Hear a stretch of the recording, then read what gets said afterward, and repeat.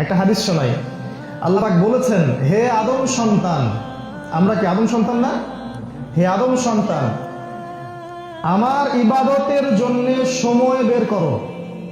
আমার জন্য, আমার ইবাদতের জন্য সময় বের করো। যদি তুমি আমার জন্য সময় দিতে পারো তাহলে দুইটা তোমাকে ফজিলত আমি দিব।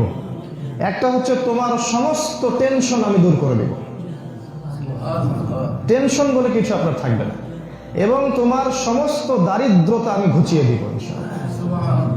আর আল্লাহ পাক বলেছেন, ওয়াইল লাম তাফআল, তুমি যদি এইটা না করো, আমার জন্য সময় না দাও, আমার ইবাদতের জন্য সময় বের করতে না পারো, তাহলে তোমার দুই হাতকে আমি ব্যস্ততা দিয়ে ভরে দিব।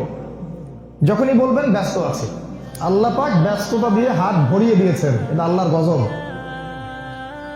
আরেকটা হচ্ছে, তোমার অভাব আমি কোশ্চিন কালেও দূর করব না, তোমার অভাব আমি দূর করব না। কপালের মাঝখানে আল্লাহ পাক অভাব লিখে দিবেন। টাকা থাকতে পারে 1 কোটি, 2 কোটি, 3 কোটি, 10 কোটি, অভাব দূর হবে না। কারণ টাকা মানুষের অভাব দূর করে না, আল্লাহ মানুষের অভাব দূর করেন। একজন ভ্যান চালক সারাদিন ভ্যান চালায়, দেখবেন রাত্রেবেলা দিব্যি সে নাক ডেকে ঘুমাচ্ছে, প্রশান্তির ঘুম। আর দেখবেন ব্যাংক ব্যালেন্সে crore crore, million billion dollar পড়ে আছে, ঘুম নাই, অশান্তি। তাই না? বাস্তবতা এগুলা। অতএব এটা আল্লাহর গজব। যদি আপনি আল্লাহর জন্য সময় দিতে না পারেন, আল্লাহ পাক আপনার হাতকে ব্যস্ততা দিয়ে ভরে দিবেন, আপনি সময় দিতে পারবেন না, তখন অভাব আল্লাহ কখনো দূর করবেন না।